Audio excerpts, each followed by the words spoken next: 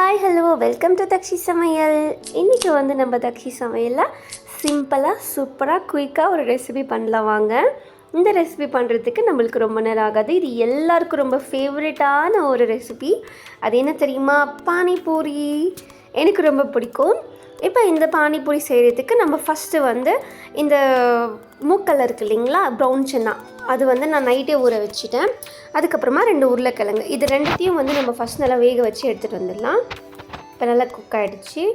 இந்த நல்லா அழுத்தி பார்த்திங்கன்னா நல்லா பாருங்கள், இந்த மாதிரி சாஃப்டாக இருக்கணும்.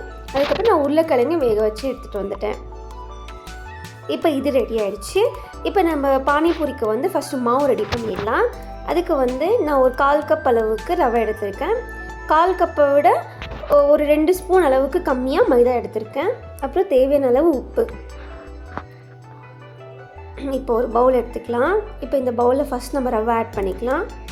அதுக்கப்புறமா மைதா,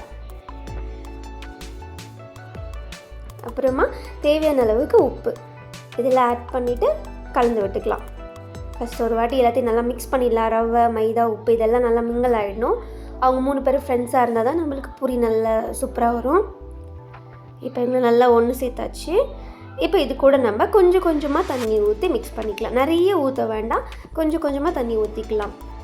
கொஞ்சம் கொஞ்சமாக தண்ணி ஊற்றி அந்த மாவை வந்து நல்லா சப்பாத்தி மாவு நம்ம பிசையும் இல்லைங்களா, அந்த கன்சிஸ்டன்சிக்கு நம்ம அதை பிசையணும். நல்லா சாஃப்டாக, கொஞ்சம் ஹார்டாக தான் இருக்கும். பட் ஆனால் அது வந்து ரொம்ப சாஃப்டாகவும் இருக்கும். பாருங்கள், இந்த அளவுக்கு நம்ம பிசைஞ்சு வச்சுட்டு இதை க்ளோஸ் பண்ணி வச்சிடலாம். இப்போ மாவு ரெடி ஆகிடுச்சு. நம்ம அடுத்து வந்து பானி ரெடி பண்ணுறதுக்கு நான் ஒரு கைப்பிடி அளவுக்கு புதினா கட் பண்ணி வச்சுருக்கேன். ஒரு மிக்ஸி ஜாரில் புதினா ஃபஸ்ட்டு போட்டுக்கலாம். புதினா ஒரு கைப்பிடி அளவுக்கு. அதே கப்பில் வந்து கொத்தமல்லி, அதுவும் ஒரு கைப்பிடி அளவுக்கு கொத்தமல்லி, புதினா 2 ஈக்குவல் சைஸ் எடுத்திருக்கேன். அதுக்கப்புறமா இது கூட வந்து 3 பச்சை மிளகா, 1/2 டீஸ்பூன் மிளகு, 1/2 டீஸ்பூன் சீரகம், அப்புறமா 2 துண்டு இஞ்சி, அதை வந்து குட்டி குட்டிஸாக கட் பண்ணி வச்சுருக்கேன். அதுவும் ஆட் பண்ணிடலாம். ஆட் பண்ணிட்டு இதில் கொஞ்சமாக தண்ணி ஊற்றி நம்ம நல்லா நைஸாக அரைச்சி எடுத்துகிட்டு வந்துடலாம். க்ளோஸ் பண்ணிவிட்டு நல்லா நைஸாக அரைச்சி எடுத்துகிட்டு வந்துடலாம். பாருங்கள், இந்த மாதிரி இருக்கணும். இப்போ இது வந்து நம்ம ஃபில்ட்ரு பண்ணிக்கலாம்.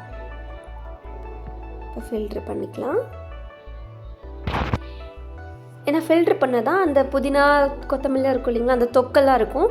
ஸோ அது இல்லாமல் இருந்தால் தான் சாப்பிட்றதுக்கு நல்லாயிருக்கும். இந்த நம்ம ஃபில்ட்ரு பண்ணிக்கலாம். அந்த தண்ணியை மட்டும் நம்ம எக்ஸ்ட்ராக்ட் பண்ணி எடுத்துக்கலாம். அப்புறம் இது கூட கொஞ்சமாக தேவையான அளவுக்கு உப்பு, இது நல்லா கலந்து விட்டுடலாம். கலந்துட்டு இது கூட நம்ம முக்கியமான ஒன்று ஆட் பண்ணணும். அது என்னன்னா புளி. இது வந்து புளி அப்படியே ஆட் பண்ணுறது. அந்த புளியை நல்லா ஊற வச்சுட்டு இந்த தண்ணியை வந்து அதே மாதிரி நம்ம புளிஞ்சு எடுத்து அந்த புளியெல்லாம் தூக்கி போட்டுட்டு அந்த புளி தண்ணியை மட்டும் அந்த புதினா தண்ணியில் நம்ம ஆட் பண்ணணும். இது ஊறட்டும். இப்போ நல்லா ஊறினதுக்கு அப்புறமா இந்த மாதிரி பிசைஞ்சு எடுத்துக்கோங்க. புளியை தண்ணியை மட்டும் தனியாக எடுத்துக்கலாம். இப்போ இது இன்னொரு பவுலில் ஊற்றியாச்சு. இப்போ நெக்ஸ்ட்டு வந்து இதே பவுலில் வந்து நம்ம ஆல்ரெடி கரைச்சி வச்சுருந்தோம் இல்லைங்களா புதினா, அது இதில் ஆட் பண்ணிவிட்டு நல்லா மிக்ஸ் பண்ணிக்கலாம். ஏன்னா பானிக்கு முக்கியமான ஃப்ரெண்டு யார் தெரியுமா?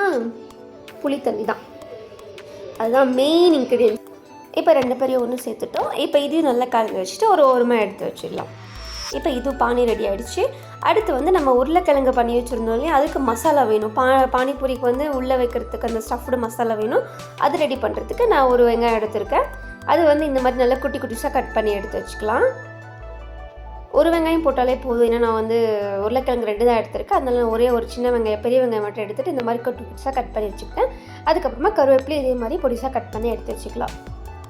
இப்போது ஒரு பவுலில் வந்து நம்ம உருளைக்கிழங்கு வேக வச்சு வச்சுருந்தோம் இல்லைங்களா, அதை ஒரு பவுலில் ஆட் பண்ணிவிட்டு அதனால் மேஷ் பண்ணிக்கலாம். நல்லா க்ளீனாக இந்த மாதிரி கொஞ்சம் கூட அந்த உருளைக்கிழங்கு கட்டியாக இல்லாமல் நல்லா நைஸாக மேஷ் பண்ணிக்கலாம். பாருங்கள், இந்த மாதிரி நல்லா மேஷ் பண்ணதுக்கப்புறமா இது கூட வந்து நம்ம நெக்ஸ்ட் என்ன ஆட் பண்ண போகிறோம் தெரியுமா? இப்போ இது கூட வந்து நம்ம நறுக்கி வச்சுருந்த கருவேப்பிலை இதை ஆட் பண்ணிவிட்டு அதுக்கப்புறமா வெங்காயம் ஆட் பண்ணிக்கலாம். வெங்காயம் ஆட் பண்ணதுக்கப்புறமா இது கூட வந்து நம்ம நறுக்கி வச்ச கொத்தமல்லி ஆட் பண்ணிக்கலாம். ஆட் பண்ணிவிட்டு நம்ம இப்போ வேக வச்சு எடுத்துகிட்டு வந்தோம் இல்லைங்களா, இதையும் வந்து இதில் ஆட் பண்ணிக்கலாம். மூக்கல்ல இதையும் ஆட் பண்ணிக்கலாம். ப்ரௌன் சன்னான்னு சொல்லுவாங்க இது.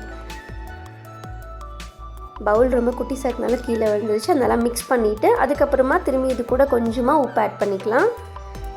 உப்பு ஆட் பண்ணிவிட்டு 1 டேபிள் ஸ்பூன் அளவுக்கு நம்ம காரத்துக்கு ஏற்ப நம்ம மிளகாய்த்தூள் ஆட் பண்ணிக்கலாம். இதுவும் நல்லா கலந்து மிக்ஸ் பண்ணி வச்சுக்கலாம். பாருங்கள் இந்த மாதிரி இப்போ பானிபூரிக்கு மசாலாவும் ரெடி ஆகிடுச்சு, பானியும் ரெடி ஆகிடுச்சு. இப்போ நெக்ஸ்ட் நம்ம பானிபூரி சுட போகிறோம். அதுக்கு இந்த மாதிரி ஒரு பேன் எடுத்திருக்கேன். அதில் தேவையான அளவுக்கு எண்ணெய் ஊற்றிட்டு அதை ஸ்லிம்மில் வச்சுக்கோங்க, ரொம்ப ஹை ஃப்ளேமில் இருக்கணும்னு அவசியம் இல்லை. இப்போ மாவும் நல்லா ஊறி வந்திருக்கு. இதுலேருந்து கொஞ்சோண்டு மட்டும் நான் எடுத்துக்கிறேன். எடுத்து நல்லா ரோல் பண்ணிக்கிறேன். நல்லா நைஸாக ரோல் பண்ணணும். பாருங்கள் இந்த மாதிரி பண்ணதுக்கு அப்புறமா நம்ம இதை வந்து விரிச்சிடலாம். இப்போ இது என்ன பண்ண போகிறோம் தெரியுமா? இப்போ நம்ம சப்பாத்தி கட்டை இருக்குது இல்லைங்களா, நம்ம சப்பாத்திக்கெல்லாம் மாவு திரட்டும் இல்லைங்களா, அந்த மாதிரி நம்ம மாவை வந்து திரட்டி வச்சுக்கலாம். இது வந்து கொஞ்சம் லைட்டாக திக்காக இருக்கணும். அதாவது சப்பாத்தி மாவு நம்ம இப்போ திரட்டும் இல்லை, அதை விட கொஞ்சம் லைட்டாக திக்காக இருக்கணும். ஒரு லேயர் மட்டும் தப்பமாக இருக்கணும். ஏன்னா அப்போ தான் வந்து பூரி நல்லா புஷ்ஷுன்னு வரும், இல்லைன்னா சப்புன்னு ஆகிடும். அதுக்காக பாருங்கள் இந்த மாதிரி ரொம்ப மெலிசாகவும் இருக்கக்கூடாது, அதே சமயத்தில் ரொம்ப தப்பமாகவும் இருக்கக்கூடாது. இந்த மீடியம் சைஸில் இருந்தால் ஓகே. இப்போ என்கிட்ட வந்து இந்த மாதிரி கட்டர் இருக்குது, ஸோ அதனால் நான் கட்டர் வச்சு கட் பண்ணிக்கிறேன். உங்கள்கிட்ட அப்படி எதுவுமே இல்லைன்னா ஏதாவது உங்களுக்கு இந்த ஷார்ப்பாக பவுலோட கேப்பில் இருக்கும் இல்லைங்களா, அதை வச்சு கட் பண்ணிக்கலாம். இப்போ இந்த மாதிரி நல்லா அழுத்துனா நம்மளுக்கு அதை வந்து ரவுண்ட் ஷேப்பில் வந்துடும். ஸோ உங்கள்கிட்ட இந்த மாதிரி இல்லைனா பரவாயில்ல, வேறு ஏதாவது மீடியம் சைஸில் இருக்கிற கேப்பு அந்த மாதிரி வச்சு கூட நம்ம கட் பண்ணிக்கலாம். இப்போ ரெடி ஆகிடுச்சு, பானிபூரிக்கு வந்து பூரி ரெடி ஆகிடுச்சு. பாருங்கள் இந்த மாதிரி இந்த சைஸில் இருக்கணும். இப்போ வந்து நம்ம இதை எண்ணெயில் போட்டு பொரிச்சிடலாம்.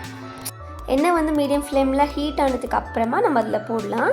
பாருங்கள் நம்மளுக்கு போட்ட உடனே அந்த மாவு வந்து நம்ம லைட்டாக அழுத்தி பிடிக்கணும். பாருங்கள் இந்த மாதிரி அழுத்தி பிடிச்சோன்னா அது நல்லா குண்டாக வரும்.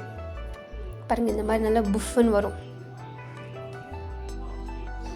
இப்போ இதே மாதிரி ஒன்றா போட்டு நம்ம இந்த மாதிரி குண்டாக கொண்டு வந்துடலாம். ஏன்னா மொத்தமாக போட தேவையில்லை, ஒரு பூரியாக போட்டு நம்ம அழுத்தணுன்னா நல்லா குண்டாக வரும் அழகாக. இந்த மாதிரி போட்டுக்கலாம். நம்ம தேய்ச்சி வச்சுருந்த எல்லா பூரியும் இதே மாதிரி போட்டு எடுத்துக்கலாம். பாருங்கள் எல்லாமே நல்லா குண்டாக அழகாக வந்திருக்கு.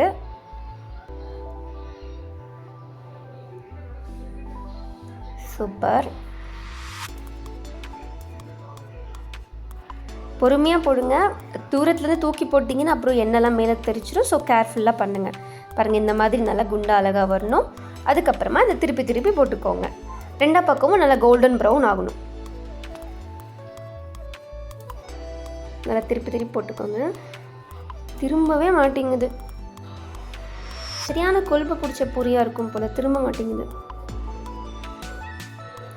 ஓகே திரும்பிடுச்சு. பாருங்கள் இந்த மாதிரி நல்லா ரெண்டு பக்கமும் நல்லா கோல்டன் ஃப்ரை ஆனதுக்கு அப்புறமா நம்ம இதை எடுத்துடலாம். இப்போ பூரி ரெடி ஆயிடுச்சு. இப்போ சூப்பராக கிறிஸ்பியாக நம்மளுக்கு பானிபூரிக்கு பூரி ரெடி ஆயிடுச்சு. வாங்க பானிபூரி சாப்பிடலாம். இப்போ வந்து நான் உங்களுக்கு உடச்சி காட்டுறேன் பாருங்கள். இந்த மாதிரி நல்லா மொறுன்னு வரணும். அப்போ தான் வந்து பானிபூரிக்கு பூரி ரெடி ஆயிடுச்சுன்னு அர்த்தம். நீங்கள் வந்து ரொம்ப டீப் ஃப்ரையும் பண்ணக்கூடாது. இப்போது இந்த பானிபூரியை உடைச்சாச்சு. இதுக்குள்ளே நம்ம செஞ்சு வச்சுருந்த அந்த உருளைக்கிழங்கு மசாலாவும் உள்ளே வச்சிடலாம்.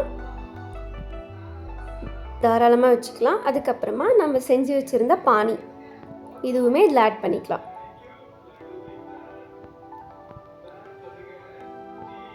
இப்போ இதுவுமே ஒரு ஸ்பூன் எடுத்து இதில் ஊற்றுறேன். வீட்லேயே சூப்பராக சிம்பிளாக பானிபூரி ரெடி ஆகிடுச்சு. உங்களுக்கு இந்த வீடியோ பிடிச்சிருந்தா சப்ஸ்கிரைப் பண்ணுங்கள். பாய்.